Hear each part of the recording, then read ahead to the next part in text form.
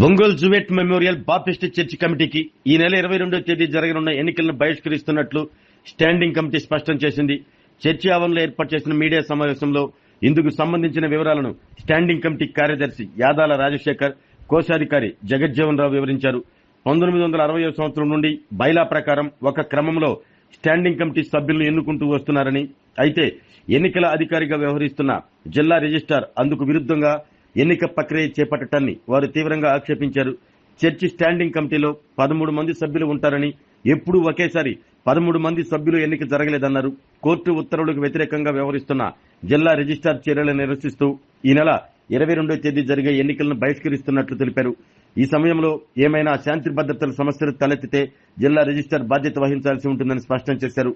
ఈ మీడియా సమావేశంలో church pastor John Kennedy, committee సభ్యులు పాల్గొన్నారు. Government of Andhra Pradesh registration and stamps department from Shri A Balanjaneyulu MA MBA direct district registrar Ongole.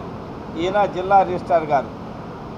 ఆయన ఎవరిని ఉద్దేశించి మాట్లాడాడంటే, to Shri Yadala Rajasekhar, secretary JMB church Ongole Prakasam district. అంటే అతను నన్ను సెక్రటరీగా గుర్తించినట్టు ఒక ఉత్తరం రాశాడు. ఆ ఉత్తరం అంతా చెప్పాల్సిన పనిలే. ఒకటి అంటే నేను సెక్రటరీ అనే దాన్ని అతను ధృవీకరించాడు యాజ్ పర్ అడ్రస్. రెండోది 2023లో జిల్లా కోర్టు వారు మెంబర్షిప్ తయారు చేయమని కోరారు. కమిటీని కోరినప్పుడు ఆనాటి స్టాండింగ్ కమిటీ మెంబర్షిప్ తయారు చేసింది. ఇది రిజిస్టర్ ఆఫీస్ నుంచి వచ్చినటువంటి ముద్రతో కూడినటువంటి ఇది అండి. ఒక నిమిషం. 2003 కోర్టు ముద్ర,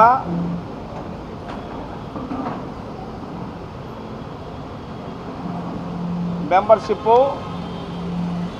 అండ్ 10,055 మంది, 1055 మంది వీళ్ళను ఈ విధంగా కోర్టు వారు అనుమతిస్తూ దీన్ని ఇవ్వడం జరిగింది.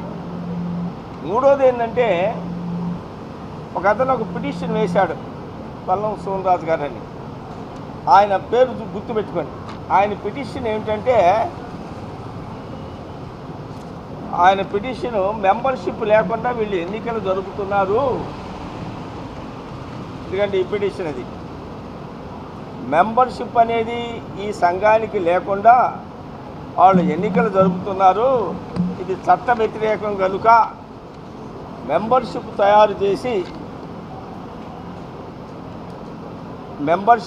చేసి ఎన్నికలు జరపండి అని ఒక పిటిషన్ వేస్తే, దానికి జిల్లా కోర్టు వారు, అడిషనల్ డిస్ట్రిక్ట్ కోర్టు వారు ఒక ఆర్డర్ ఇచ్చారు.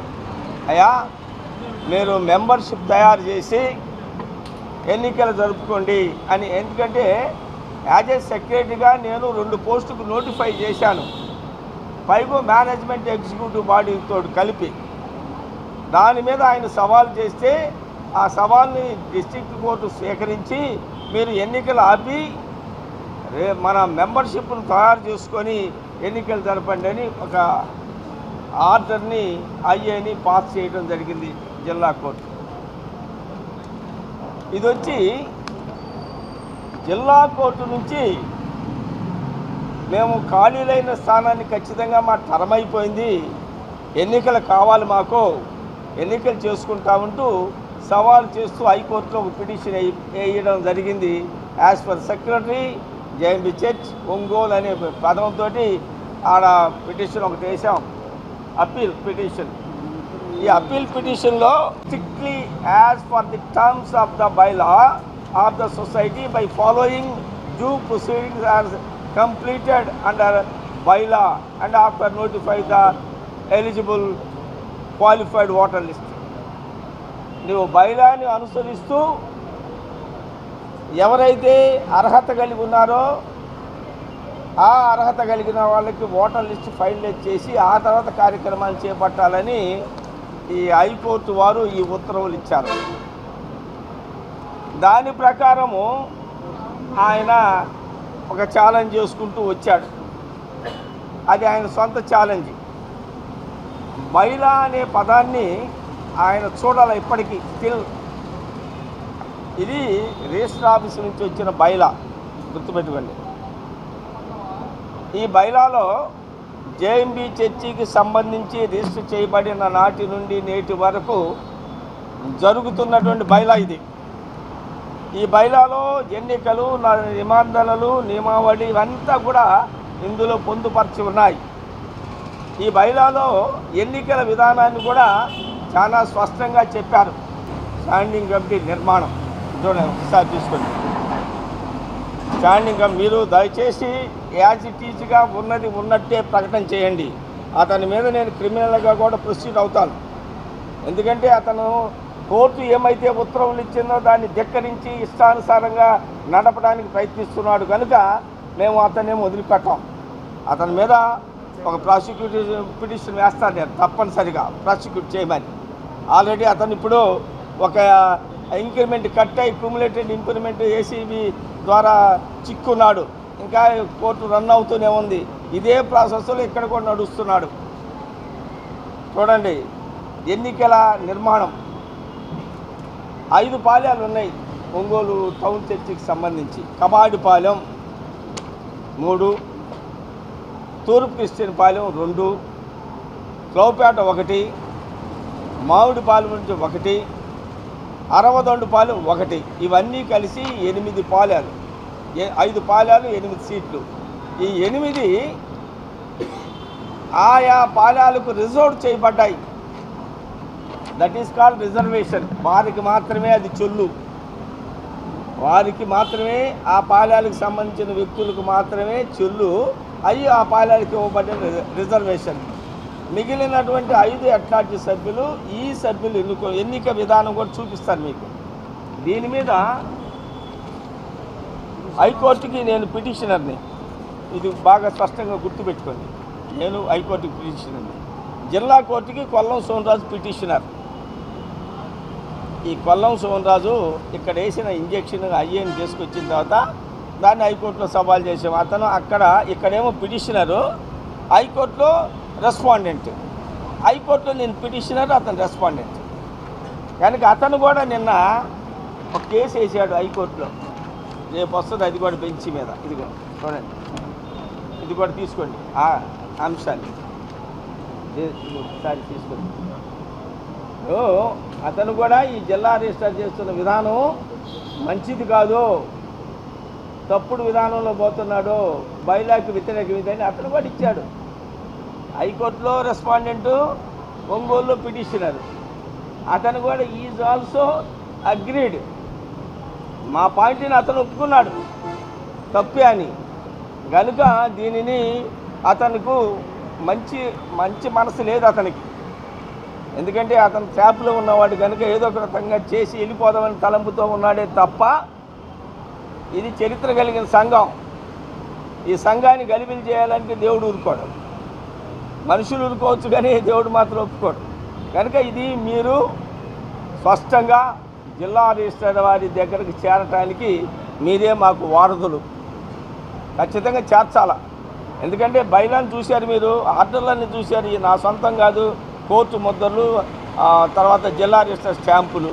కనుక వీటిని పరిశీలన చేయమని కోరుతున్నాను. మా ట్రెజరర్ గారు మిగతా విషయాలు చెప్తారు. ప్రత్యేకంగా రేపు 22వ తేదీ డిస్ట్రిక్ట్ రిజిస్టర్ వారు ఎన్నికలు జరిగించడానికి చేసినటువంటి నోటిఫికేషన్ గురించి మాత్రమే మాట్లాడదలుచుకున్నా. దాంట్లో ఉన్న సత్యాలు, ఈ సంఘము స్థాపింపబడి దాదాపు 170 సంవత్సరాలు అయ్యి 1965లో రిజిస్ట్రార్ 1861 చట్టం ప్రకారంగా రిజిస్టర్ చేయబడి గత 60 సంవత్సరాల నుంచి రిజిస్టర్ చేయబడినటువంటి ఈ యొక్క బైలా ప్రకారం ఈ సంఘం నడుస్తుంది. ఈ సంఘానికి 13 మంది సభ్యులు పాలకవర్గ సభ్యులుగా ఉంటారు. ఈ 13 మంది సభ్యులలో కూడా 8 మంది ఈ సంఘంకు సంబంధించిన పాలెముల నుంచి మాత్రం ఎన్నుకోబడతారు. మిగతా 5 సభ్యులు ఎట్లార్జీ టౌన్లో ఉన్నటువంటి మిగతా ప్రదేశం నుంచి ఎన్నుకొనబడతారు. అది ఒకటి. రెండవది, ఈ జువెట్ మెమోరియల్ బ్యాప్టిస్ట్ సంఘం అనేది ఒంగోలు పట్టణమునకు సంబంధించిన బ్యాప్టిస్ట్ సంఘం మాత్రమే. దీనిలో ఏ ఇతర సంఘస్థులు కానీ, ఏ ఇతర ఊర్లకు సంబంధించిన వాళ్ళు కానీ, రాష్ట్ర వాళ్ళు కానీ ఇక్కడ సభ్యులుగా ఉండటానికి అనర్హులు. ఈ సంఘంలో బాప్తిస్మం పొంది ఇక్కడ పాస్టర్ల చేత బాప్తిస్మం స్వీకరించబడి, లేక ఇతర సంఘ బాప్టిస్ట్ సంఘం నుంచి ట్రాన్స్ఫర్ ద్వారా వచ్చి ఈ సంఘ స్టాండింగ్ కమిటీ ద్వారా ఆమోదింపబడిన వారు మాత్రమే ఈ సంఘంలో సభ్యులుగా కొనసాగాల. మిగతా ఎవరికి కూడా ఇక్కడ కొనసాగడానికి ఏ ఇతర ప్రదేశాలకు చెందిన వారికి కానీ, లేకపోతే ఇతర డినామినేషన్స్, రకరకాల డినామినేషన్లు ఉన్నాయి క్రైస్తవుల్లో, అవి మీ అందరూ కూడా తెలిసి ఉంటాయి, వాళ్ళు కూడా ఇక్కడ సభ్యులుగా కొనసాగడానికి వీలు లేదు. రెండవది, మా సెక్రటరీ గారు చెప్పినట్టు సోనరాజ్ అనే ఒక ఈ సంఘంలోకి సంబంధించిన వ్యక్తి ఒక పిటిషన్ వేశాడు. సంఘంలో మెంబర్షిప్ లేదు, మెంబర్షిప్ లేకుండా కమిటీలు జరగడానికి లేదు అని ఒక చేశారు. ఎందుకంటే 2024 సంవత్సరంలో మా కమిటీలో ఖాళీలు అవుతున్న 2 సభ్యులకు పదవీ కాలానికి కొత్త వారిని ఎన్నుకోవడానికి నోటిఫికేషన్ ఇచ్చిన తర్వాత వారు అదేశారు. కానీ ఈ సంఘంలో సభ్యత్వం లేదు. ఈ పరిశుద్ధ సంఘాన్ని భ్రష్టు పట్టించడానికి అతను ప్రయత్నం చేసి అతను ఇష్టానుసారంగా ఎలక్షన్ నోటిఫికేషన్ చేశాడు. 13 మందికి జరగడం అనేది జరగాల్సిన పని, అది జరగటానికి లేదు. కానీ అతను ఇష్టానుసారంగా వ్యవహరించి ఇప్పుడు ఈ సంఘానికి అప్రతిష్టలు పాలు చేయడానికి అతను పూనుకొని ఉన్నాడు. అతనికి కాన్స్టిట్యూషన్ తెలియదు, కోర్టు అంటే లెక్కలేదు, అధికారులందరినీ తప్పుదోవ పట్టించాడు. కలెక్టర్ గారు వారు కూడా ప్రశ్నించారు, నువ్వెవడవా, నువ్వు ఎట్టదవా చేస్తామని అడిగిన పరిస్థితులు ఉన్నాయి. ఆయన లెక్కలు నేను చేస్తున్నాను, మీరు హైకోర్టుకు బండి, హైకోర్టుకు బండి, కోర్టుకు బండి అని. ఎందుకంటే అతనికి నేర ప్రవృత్తి ఉంది. చట్టాలను గౌరవించే సంస్కృతి అతనికి లేదు. చట్టాలంటే అతనికి లెక్కలేదు. ఎందుకంటే is already involved in ACP case while he was working at sub registrar in Sullurpeta. దానికి గాను ప్రభుత్వం వారు అతని మీద నేరం రుజువైనందువలన ఒక ఇంక్రిమెంట్ని పర్మనెంట్గా విత్హెల్డ్ చేస్తూ అతనికి ఆర్డర్స్ పాస్ చేశారు. మన ఆర్డర్ కూడా మా దగ్గర ఉంది. అటువంటి నేర ప్రవృత్తి గల వ్యక్తి ఈ యొక్క పరిశుద్ధమైన సంఘం యొక్క 60 సంవత్సరాల రిజిస్ట్రేషన్ కలిగిన సంఘాన్ని 170 సంవత్సరాల సుదీర్ఘమైనటువంటి ఏర్పాటుతో కొనసాగుతున్న సంఘాన్ని భ్రష్టుపట్టించాలని పూనుకొని అతను మాలో అల్లుకల్లోలం సృష్టించినందువల్ల అతను ఇచ్చినటువంటి ఎన్నికలను మేమందరము బహిష్కరిస్తున్నాం.